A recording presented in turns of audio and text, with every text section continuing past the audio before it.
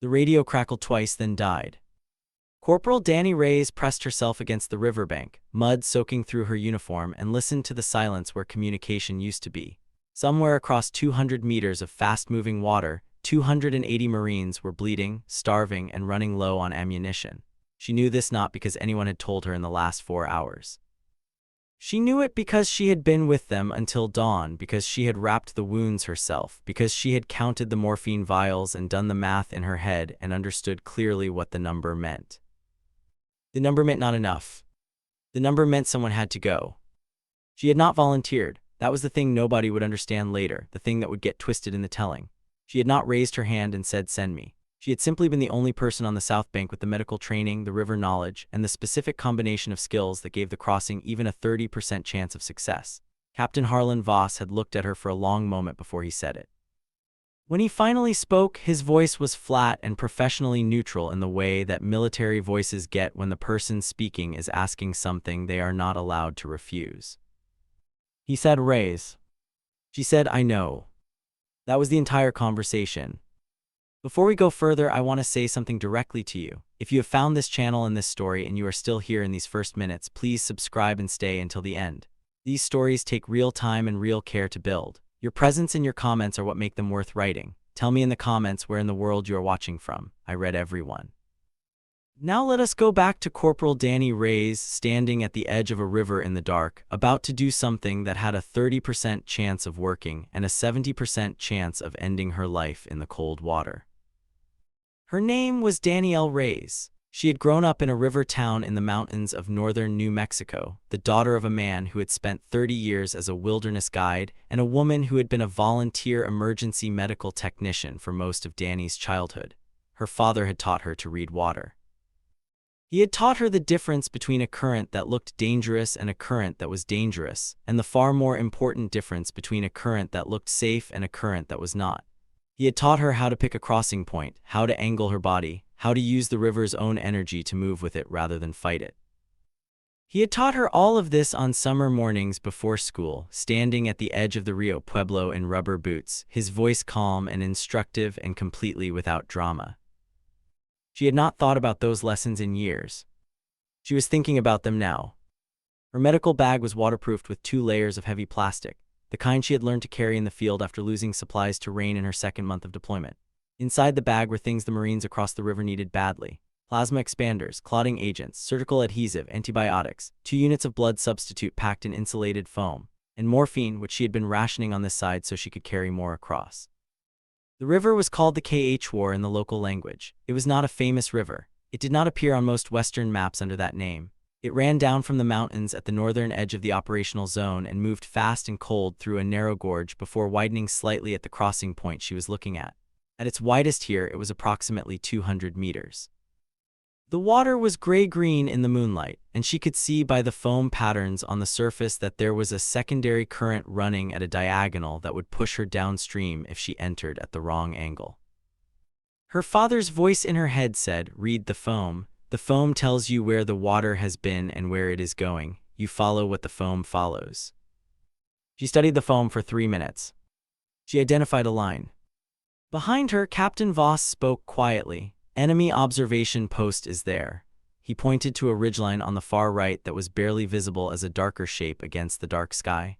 "Our people think they rotate every 90 minutes. You have maybe 40 minutes before the next rotation." "How certain is that estimate?" 60%.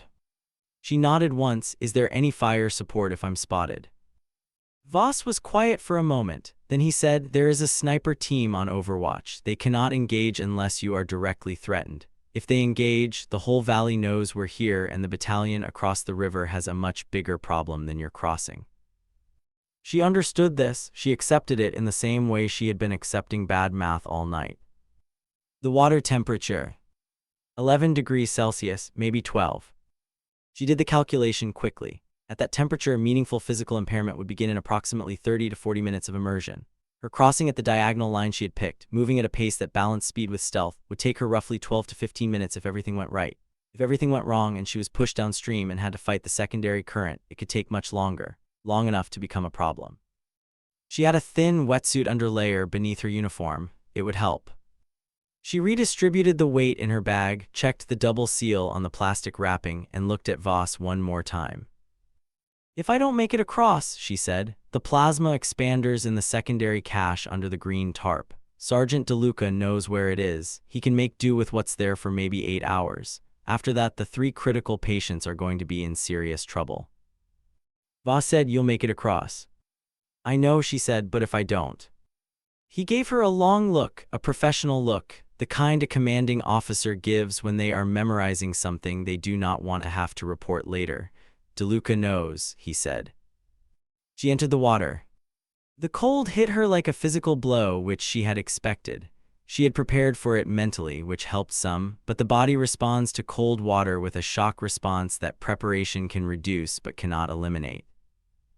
She controlled her breathing with the focused attention of someone who had practiced breath control in her EMT training and her combat medic courses, pulling each breath deliberately, refusing to gasp, slowing her heart rate by conscious effort to the degree that conscious effort can accomplish that. She angled into the water at the position her reading of the foam had suggested.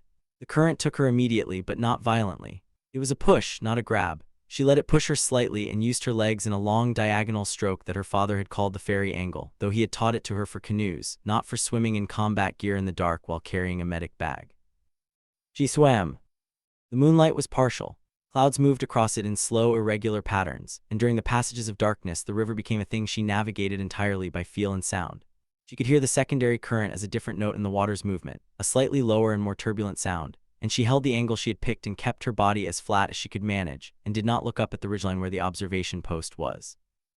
Looking up was a way of slowing down. Slowing down was a way of dying in cold water. She kept her eyes forward and low and swam. At approximately the halfway point, the secondary current found her.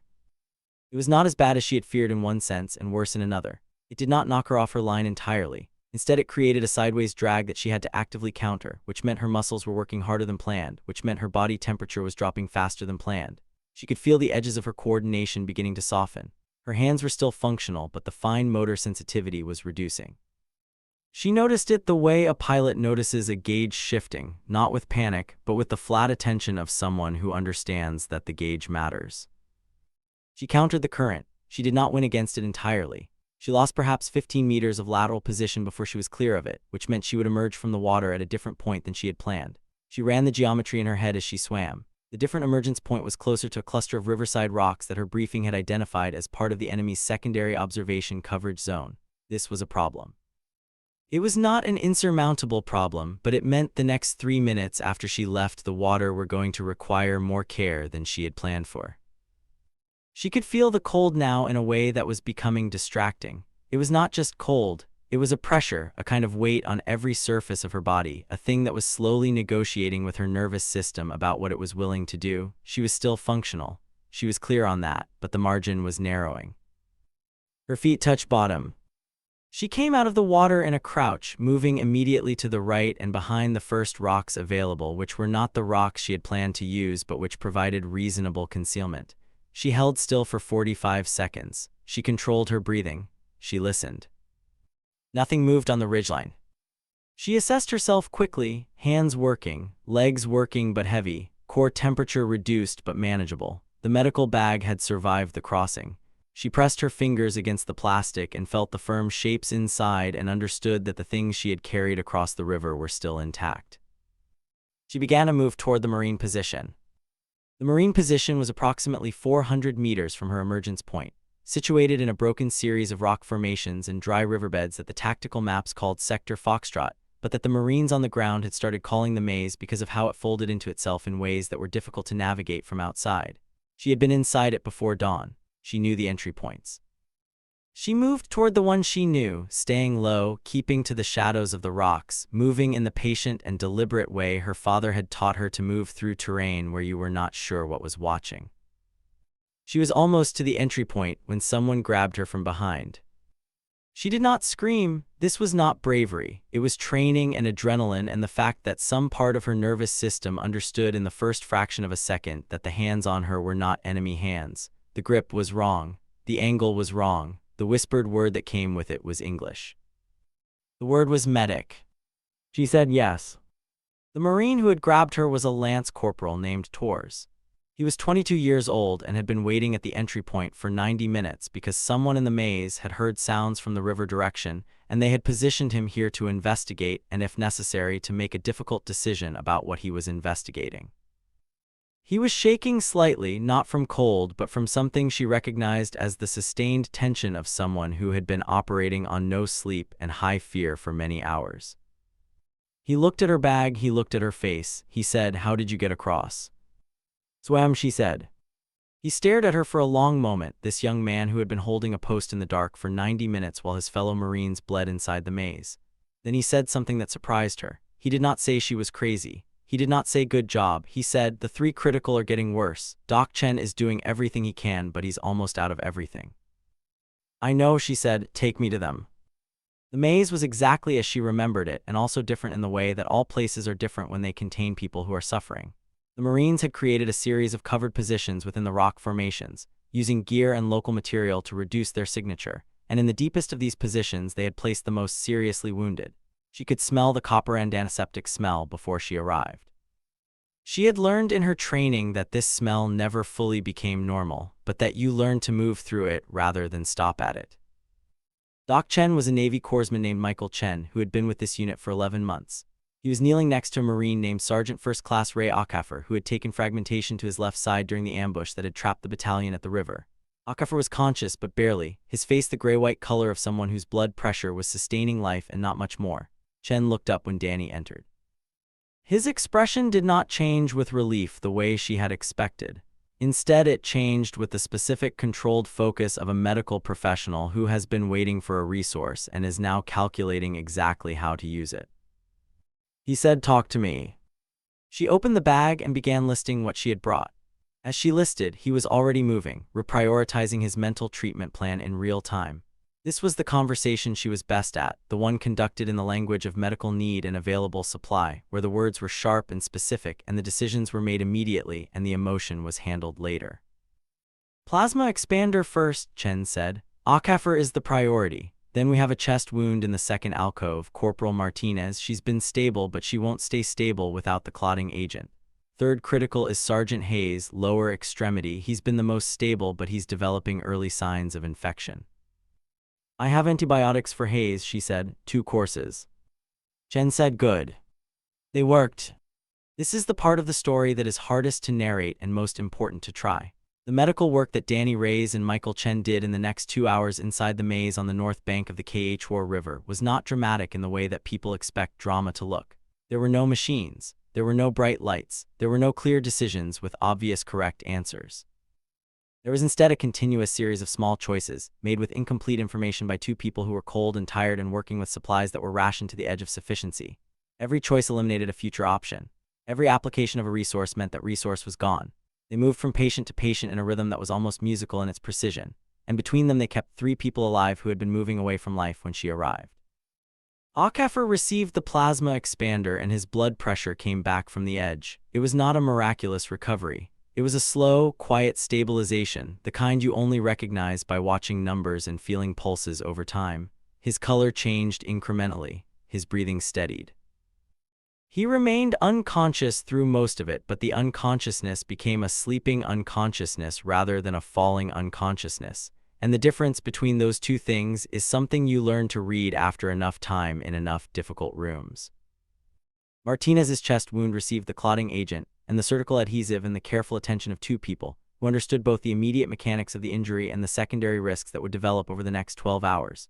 She was conscious and she watched Danny work with the quiet attention of someone who has accepted that their survival is in other people's hands and has decided to trust those hands. She did not speak much. At one point she said, "Cold crossing." And Danny said, "The river's cold, yeah," and Martinez almost smiled and said nothing else. Hayes got his antibiotics and a wound assessment that revealed the infection was early enough to be managed if they could get him to surgical care within the next 6 to 8 hours. This was information that Chen added to the mental ledger he had been keeping, the ledger that said here is what we can hold, and here is what we cannot hold, and here is the line between them. The line was 6 to 8 hours. While they worked, the operational situation around them was developing in ways that Danny was only partially aware of. She knew that the battalion's communications had been destroyed in the ambush. She knew that the South Bank had partial communications, but that the satellite link was intermittent and the secure radio was damaged. She knew that there was presumably a rescue or relief effort being assembled somewhere, but she had no timeline for it and no way to request one. What she did not know was that the enemy force that had executed the ambush was being reinforced. The commander of the trapped battalion was a lieutenant colonel named David Karim. He was 41 years old, a career officer whose file noted excellent tactical judgment and a tendency toward excessive caution that had both saved his units and frustrated his commanders in roughly equal measure. He had been managing this crisis with the resources available to him for the last 18 hours, and he had been doing it well in the specific sense that 280 Marines were still alive when statistically some of them should not have been. He had received word through a runner relay system that Reyes had crossed. The runner had told him the medic is across, and he had processed this information with a single nod and returned to the map he was studying. But privately, in the part of his mind that was not occupied with tactical management, he registered something complicated. He had recommended against sending Reyes. Not because he thought she was incapable. His objection had been procedural and command structural. Sending one person across an enemy-observed river crossing with no fire support guarantee and a 60% confidence patrol rotation estimate was an action that violated 3 separate risk assessment protocols he was supposed to follow. He had raised this. He had raised it clearly and without personal animus. Captain Voss, who was technically his subordinate but who was operating under a separate command authority in this scenario due to the communication breakdown, had overridden his objection on the grounds that the procedural protocols existed to prevent unnecessary risk, and this was necessary risk, and those were different things. Karim had accepted the override. He had done so professionally and completely, because that was his job and because Voss was not wrong on the technical point.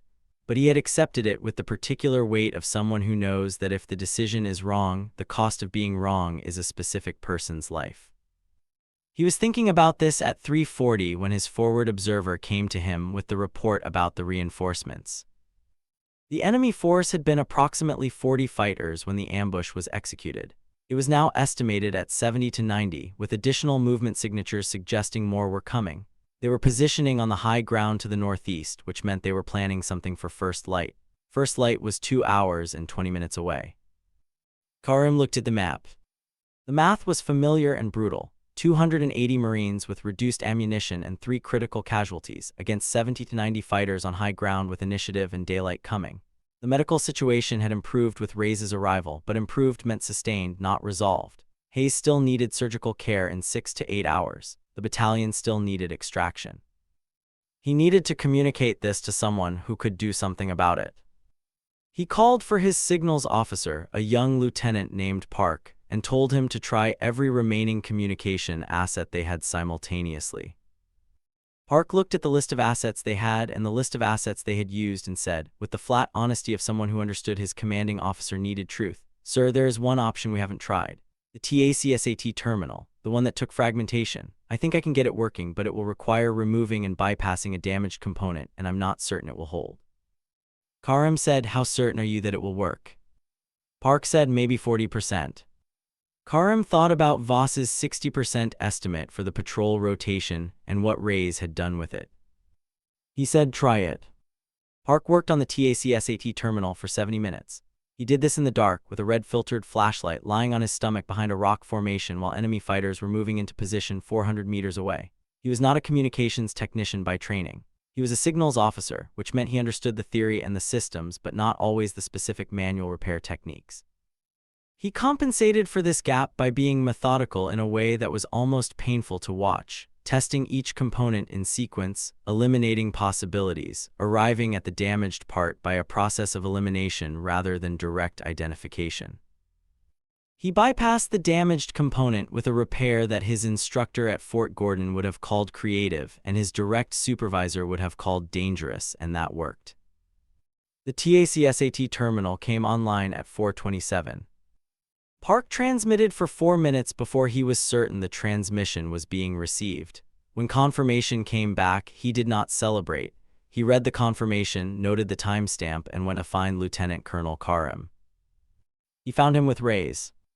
Karim had gone to the medical alcove at some point in the last hour, not because he was needed there, but because he was the kind of commander who visited his wounded when he could. He He was standing at the edge of the alcove, watching Reyes and Chen work when Park arrived. Park told him about the TACSAT. Karim nodded. Then he looked at Reyes for a moment before he turned to follow Park back to the command position. He stopped once, he said without turning around, "Corporal." She looked up from Martinez's dressing. He said, "I was wrong about the crossing." She held his look for a moment. There was something in his face that she understood was not easy for him. She could have said something gracious. She could have said something dismissive. She said, "Sergeant Hayes needs surgical care in 5 to 6 hours now. That needs to be in whatever you're transmitting." He said, "It will be." He left. She returned to Martinez's dressing. The extraction plan that came back through the TACSAT was not what anyone had hoped for. It was not a helicopter assault, and it was not a heavy force pushing through the valley. Both of those options had been evaluated and rejected for reasons that were tactically sound and operationally frustrating. A helicopter assault into the KH-4 Valley in the current threat environment, with enemy fighters now confirmed on the high ground northeast, had an unacceptable risk profile. A ground push through the valley approach would take 6 hours minimum, which was longer than Hayes's window. What they had instead was a combination. A fire support package would be directed at the high ground positions beginning at 600, which was first light minus 15 minutes. This would suppress the enemy's ability to engage the valley floor during a 30-minute window. During that window, 2 platoons that had been positioned on the south bank with Captain Voss would conduct a crossing in force at a separate point 2 kilometers downstream where the river was shallower and the enemy coverage was thinner. If the crossing succeeded, they would link up with the trapped battalion and create a combined force large enough to move through the valley to the vehicle collection point 3 kilometers south. If the crossing succeeded, the qualifier was doing a lot of work in that plan. Karim briefed his officers at 5:15. He briefed them crisply and completely, with the tactical detail of someone who had been doing this for 20 years and who understood that clarity in a briefing is a gift to the people who have to execute the plan. He covered the fire support package, the crossing timeline, the link-up procedure, the movement route, the vehicle collection point. He covered the casualty management plan, which included stretcher teams for the 3 criticals and a specific movement protocol for Hayes that Chen and Reyes had worked out together. At the end of the briefing, one of his company commanders, a captain named Walsh, said, "Sir, the fire support package, who called it in?" Karim said, "Lieutenant Park established communication. The package was coordinated by our higher." Walsh said, "The fire support is accurate enough to suppress the northeast high ground without hitting the valley floor where we'll be moving." Karim said, "The grid references have been confirmed 3 times. The margin of error is within acceptable parameters." Walsh said, "And if the margin of error is not acceptable in practice?" Karim held Walsh's look. It was a fair question asked professionally, and he owed it a professional answer. "Then we will adapt," he said. "That is what we are trained to do." Walsh nodded once and said nothing more.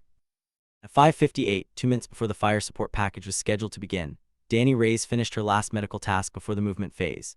She had been working for 6 hours without sleep, crossing a river and then treating casualties in cold and darkness, and she was aware of her own fatigue in the specific way of someone who has been managing it rather than ignoring it.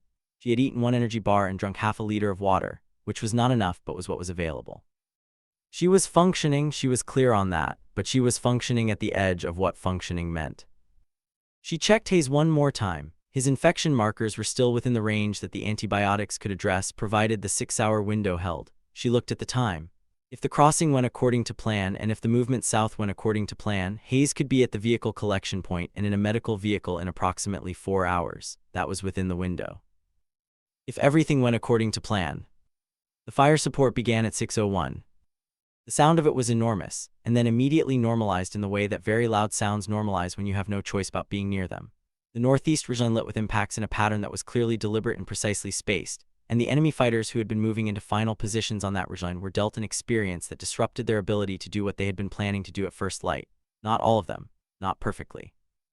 But enough of them, enough of their positions, enough of their confidence in the high ground, that the valley floor below was survivable for the next 30 minutes, in a way it had not been 60 seconds earlier.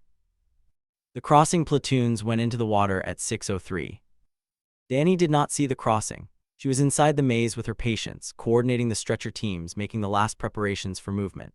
She heard it in the change of sounds from outside, the water sounds and the equipment sounds and the shouted commands that were quiet enough to be professional and loud enough to coordinate. She heard it the way you hear a thing you cannot see but understand because you have felt it yourself. 22 minutes later, the first of the crossing Marines entered the maze. The link-up was not dramatic. It was organized and efficient and conducted with the professional brevity of people who had a timeline and understood it. The two forces merged into one movement element. The criticals were placed on stretchers and integrated into the formation at the protected center, and Lieutenant Colonel Karim and the captain commanding the relief force exchanged a handshake that lasted exactly 2 seconds. Then they began to move south. The movement took 2 hours and 40 minutes. It should have taken less, but Hayes developed a complication at the 45-minute mark that required an unplanned halt. The complication was not what Chen had been watching for. It was a secondary reaction to the clotting agent that presented as a sudden drop in blood pressure, and Danny caught it because she had positioned herself next to Hayes's stretcher during the movement and was checking his vitals at regular intervals. She caught it because she was looking for it. She caught it at a stage where intervention was possible. She administered the countermeasure she had in her bag, which she had brought because her training had covered secondary reactions to clotting agents, and she had packed accordingly, which she had been able to do because she had made a specific choice about what to carry and what to leave behind when she waterproofed her bag for the river crossing. The halt lasted 11 minutes. Hayes stabilized. The formation resumed movement. Nobody said anything to her about catching the complication. There was nothing to say. They were in the middle of a tactical movement with enemy activity possible at any moment, and the only appropriate response to a medical intervention that worked was to keep moving. She kept moving. At 9:21, the lead element of the formation reached the vehicle collection point. The 3 vehicles were there as planned. The critical casualties were loaded first. Danny supervised Hayes's loading, made sure the vehicle crew understood his condition and his timeline, gave them the specific instructions for monitoring him during transport that she had been mentally composing during the last hour of the march. When Hayes was loaded and the vehicle was ready, she stepped back. She was standing at the edge of the collection point, not quite with the main formation and not quite apart from it, when Lieutenant Colonel Karim found her. He did not come to her with ceremony. He came to her the way he had come to everything in the last 24 hours, with the direct and purposeful movement of someone who had a list of things to do and was working through it. He stood beside her and looked at the vehicles for a moment. Then he said, "Your father taught you to swim in rivers." She looked at him. He said, "Torres told me," when he was describing the crossing. She said, "He taught me to read rivers. There is a difference." Karim was quiet for a moment, then he said, "The difference probably matters." She said, "It matters a lot." He nodded slowly. There was something in the nod that was not agreement and not apology and not quite gratitude. It was something closer to the acknowledgement of a person who has encountered a kind of competence they did not previously account for. Not a dramatic acknowledgement, not a converted believer, just a man who was honest enough with himself to update his understanding when the evidence required it. He said, "What will you do now?" She said, "Write my post-action medical report. I need to document the secondary reaction Hayes had and the intervention. It should be in the record." He said, "Of course." He left. She started composing the report in her head. The extraction reached the forward operating base at 11:47. All 3 critical casualties were alive. Akafer went directly into surgery, and his surgeon said afterward that another 4 hours without the plasma expander would have changed the outcome significantly. Martinez's chest wound was stable, and was expected to remain stable with the treatment she had received in the maze. Hayes went into surgery for his leg, and the infection was addressed before it had reached the bone, which the surgeon said was the difference between a recovery and an amputation. None of these people knew the specific margin by which they had survived. They knew they had survived. They knew a medic had crossed the river. They knew her name because Torres had told everyone her name, because Lance Corporal Torres was 22 years old and had been deeply affected by watching someone emerge from a cold river in the dark carrying supplies that saved his fellow Marines, and he was not old enough yet to process that kind of thing quietly. The debrief happened at 1400. Danny sat in a room with several officers and gave a clear and complete account of everything she had done, in the chronological order she had done it, with the specific medical details and decision rationale that the debrief format required. She answered every question directly. She did not editorialize. She did not frame her decisions as exceptional. She described them as what they were, the application of training to a specific situation. One of the officers in the debrief was a colonel named Harrigan, who was the senior medical officer in the regional command structure. He had not been in the valley.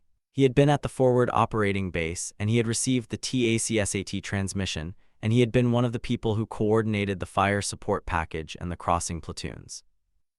He had also written a memo approximately 14 months earlier about forward deployment standards for combat medical personnel. The memo had included a passage about the risk profiles of medical personnel conducting independent tactical operations, and the passage had been used in several subsequent discussions to argue that certain types of solo medical crossings were outside acceptable operational parameters. He had not specifically named Reyes in that memo. The memo was about policy, not personnel, but the policy it described was the policy that Lieutenant Colonel Karim had cited when he recommended against the crossing. Harrigan sat at the debrief table and listened to Danny describe everything she had done. He was a careful man and a thorough one, and he listened with the attention of someone who is genuinely processing what they are hearing rather than preparing a response. When she finished, he was quiet for a long moment. Then he said, "The secondary clotting agent reaction in Sergeant Hayes. You said you packed the countermeasure specifically." She said yes. He said, "That is not standard field medic packing protocol." She said, "No, it is not." He said, "Why did you pack it?" She said, "Because the clotting agent we are using has a documented secondary reaction rate of approximately 6% in patients with Hayes's blood type and age profile. I reviewed that data 6 months ago when I was preparing a training brief for my unit.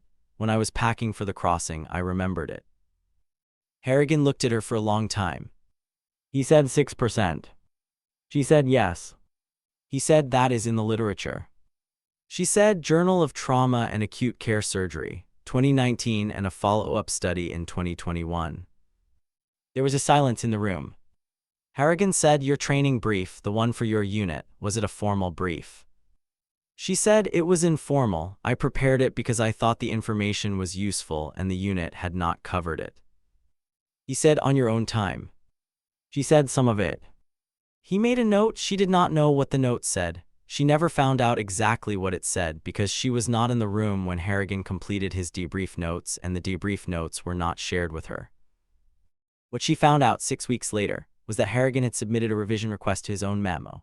The revision addressed the risk assessment framework for independent medical operations and included new language about the role of individual practitioner knowledge in field risk calculation. It was not a retraction. It was a refinement, the kind of document that changes policy in ways that are invisible to most people but meaningful to the people inside the system. She found out about it because a sergeant in the medical administrative office mentioned it to her in passing as a piece of institutional information that he thought she might find interesting. She did find it interesting. She thought about it for a while, and then she thought about something else. There was a period of approximately 3 weeks after the extraction during which the operational tempo for her unit was reduced, and she used some of that time to work on things she had been postponing. She updated her personal medical reference library. She completed a refresher course on watercrossing survival techniques that she had been meaning to take for 8 months. She visited Akaffer in the recovery ward not because anyone asked her to, but because she had been present at the edge of his survival, and she wanted to see what the other side of that edge looked like. Akaffer was alert by then and was participating in physical therapy. He was a large, quiet man who had been described to her by Tors as the best NCO in the battalion, which Tors had said with the complete conviction of someone who had not yet served long enough to have a complex opinion about what best means. When she visited, Akaffer was sitting up in the hospital bed looking at a map that had nothing to do with operations. It was a road map of Georgia, where his family lived. He looked up when she came in. He said, "Corporal Reyes." She said, "Sergeant First Class Akaffer."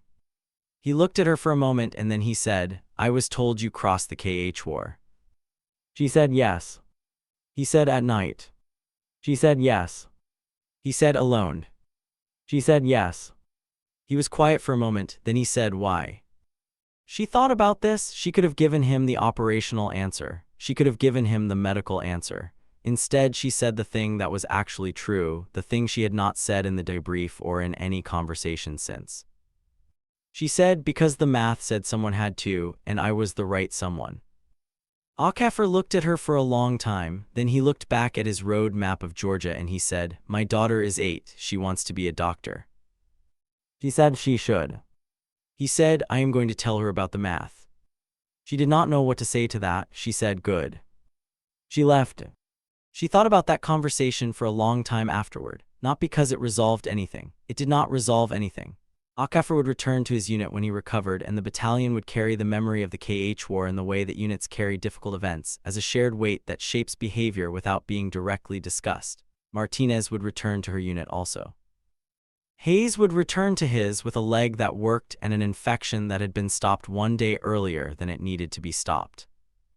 The river was still there. The enemy who had set the ambush had lost a number of fighters in the fire support package and had withdrawn from the immediate area. Whether they would come back and when and where was someone else's calculation to make. Danny Reyes thought about her father, who had never known she would use what he taught her in this way. He had died 3 years before she enlisted, of a cardiac event on a hiking trail in the mountains where he had spent most of his life. He had died quickly and without prolonged suffering, which his family considered a mercy, and which Danny, with her medical training, understood as a specific set of physiological circumstances that had combined in a particular way.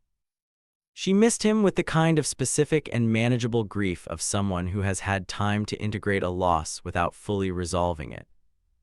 She thought about him teaching her to read the foam on the surface of a river. She thought about the lesson she had stood in the cold water applying at 40 on a night that a certain number of people were alive to remember. She thought he would not have called it a miracle, he would have called it reading the water, he would have been right. The operational report on the KH War incident was completed and filed and classified at an appropriate level. It documented the ambush, the communications failure, the development of the extraction plan, the fire support package, the crossing in force, and the successful recovery of all 280 Marines with 3 critical casualties successfully stabilized.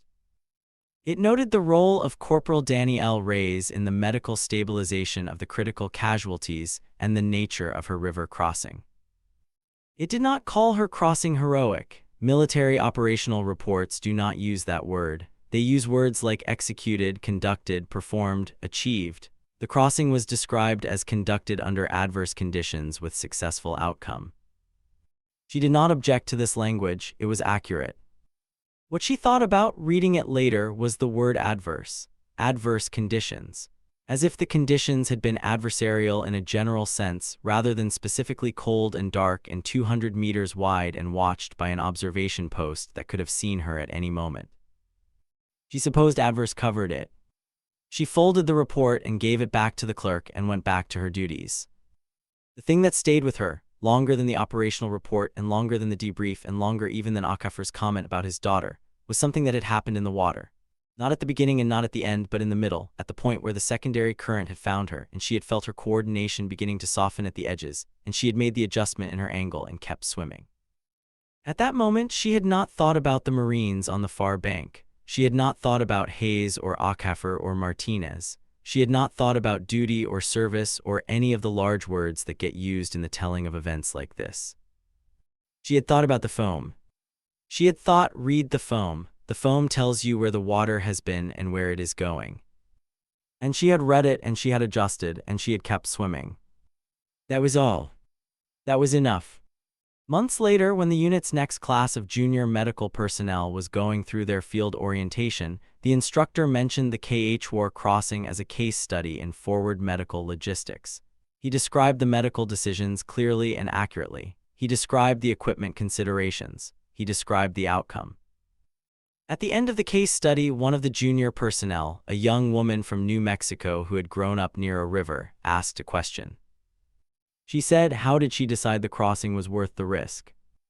The instructor thought about this. He was a good instructor, which meant he did not give the easy answer. He said, she did a calculation, the risk of the crossing versus the certain cost of not crossing. She looked at both sides of the math and she decided the math said go. The young woman said, what if the math had been wrong? The instructor was quiet for a moment. Then he said, she had a 70% chance of not making it. The young woman said, so the math was 60% wrong. The instructor said the math was 60% wrong and the outcome was right. That happens. That is one of the things this case study is about. The young woman thought about this. She said, is Corporal Reyes still in the unit? The instructor said, she is still in the Marine Corps. The young woman nodded slowly, looking at the case study materials in front of her. Then she turned the page and read on. If you have stayed with the story until this moment, then you are exactly the kind of person this channel exists for. Thank you for being here. The work that goes into these stories is genuine, and knowing that you are watching and thinking and feeling it makes every word worth writing. If this story moved you, if it made you think, if it made you want to know what kind of courage is quiet and what kind of math gets people home, then please subscribe and leave a comment. Tell me what this story meant to you. Tell me the moment that stayed with you. Tell me where in the world you are watching from, because this community is everywhere and I want to know where you are. The river is still there, the foam is still moving, and somewhere in a room with a road map of Georgia, a man who came back from the edge of not coming back is telling his 8-year-old daughter about a kind of math she should learn to trust.